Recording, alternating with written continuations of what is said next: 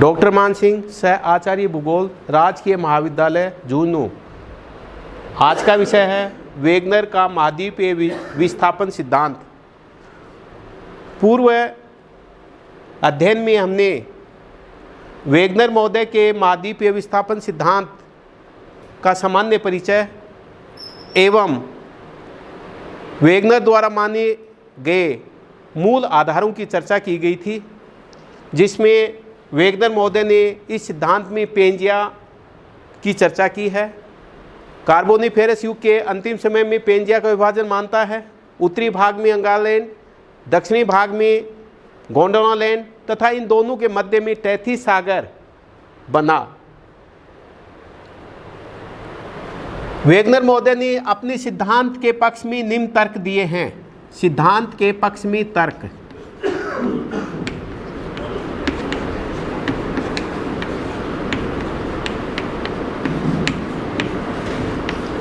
एक number, Wegener महोदय अपने सिद्धांत के पक्ष में सबसे पहला तर्क यह दे रहा है, जैसे कोई वस्तु टूटती है, जैसे यह एक चौक है, इसको हम तोड़ देवें और उसके बाद में इस चौक को हम आसानी से मिला सकते हैं। उसी प्रकार से कार्बोनिफेरस युग के प्रारंभिक समय में सभी महाद्वीप एक जगह पर थे। कार्बोनिफेरस युग के अंतिम समय में पेंजिया का विभाजन हुआ। उसके बाद में गुरुत्व बल, प्लवनशीलता बल तथा ज्वारीय बल के कारण से इन महाद्वीपों का प्रवाह हुआ। तो जिस प्रकार से हम किसी वस्तु को तोड़ करके पुनः मिला सकते हैं, उसी प्रकार से हम उत्तरी अमेरिका के पूर्वी तट को यूरोप के पश्चिमी तट से आसानी से मिला सकते हैं। दक्षिणी अमेरिका के पूर्वी तट को अफ्रीका के पश्चिमी तट से आसानी से मिला सकते हैं और उसी प्रकार से मिला सकते हैं जैसे किसी एक टूटी हुई वस्तु को हम आपस में मिला सकते हैं। तो सिद्धांत के पक्ष में पहला तर्क यही है कि यदि इनका विभाजन नहीं होता तो ये एक जगह पर थे और अब ये इनका विभाजन हो गया तो इनके पेंजिया के जो टूटे हुए टुकड़ों के रूप में महाद्वीप हैं, उनको हम आसानी से मिला सकते हैं। दूसरा तर्क, दूसरे तर्क के अंतर्गत वेगनर महोदय अटलांटिक महासागर के पूर्वी तट तथा अटलांटिक महासागर के पश्चिमी तट पर जो पर्वत श्रेणियां हैं, उन पर्वत श्रेणियों में एक समानता पाई जाती है। जिस प्रकार की पर्वत श्रेणियां अटलांटिक महासागर के पूर्वी तट के सहारे हैं, उसी प्रकार की पर्वत श्रेणियां अटलांटिक महासागर के पश्चिमी तट के किनारे पर हैं। जैसे कैलिडोनियन पर्वत श्रेणियां दोनों तटों पर हमें देखने को मिल जाती है। तीसरा, पहले में दोनों तट आसानी से मिलाए जा सकते हैं।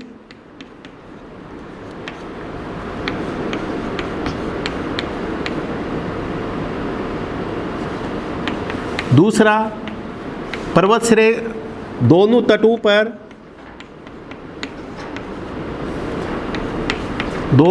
तटों पर पर्वत श्रेणियां समान हैं।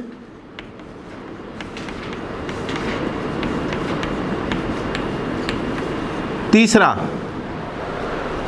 अटलांटिक महासागर के दोनों तटों की भूगर्भिक संरचना समान है।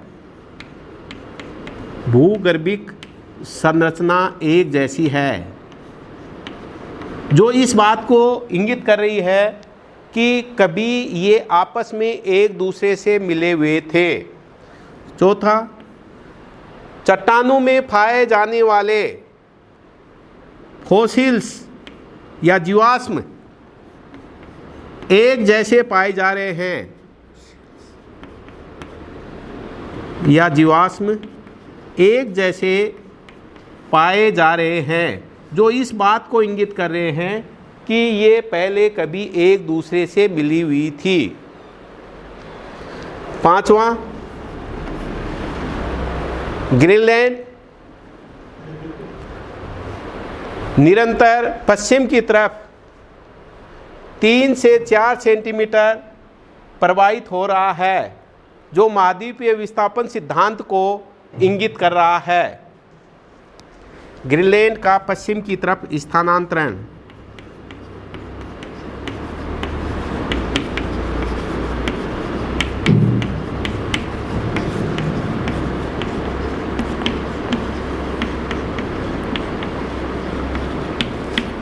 छठा, लेमिंग जीव जंतु स्कैंडिनेवियन देशों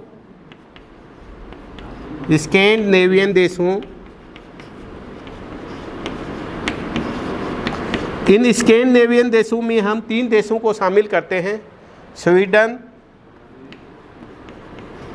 नॉर्वे, फिनलैंड।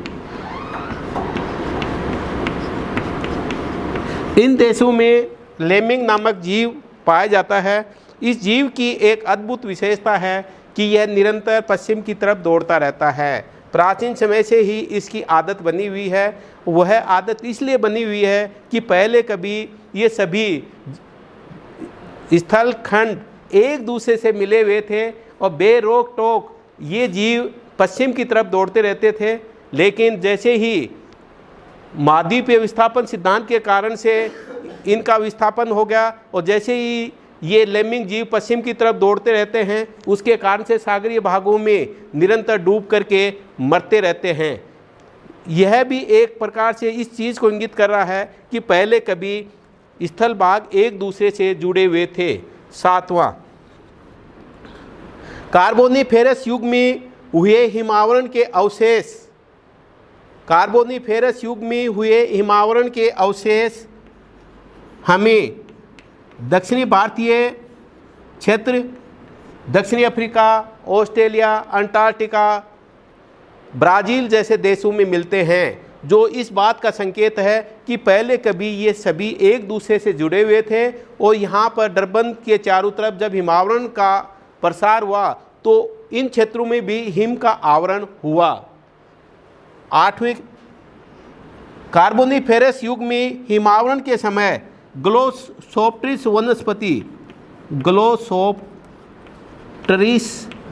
वनस्पति का विकास हुआ। यह ग्लोसोप्टेरिस वनस्पति इन सभी क्षेत्रों में हमें आसानी से देखने को मिल जाती है। तो वेगनर महोदय ने अपने सिद्धांत के पक्ष में ये 8 तर्क दिए हैं, जो इस बात का इंगित कर रहे हैं कि पहले कभी ये सभी महाद्वीप एक दूसरे से जुड़े हुए थे।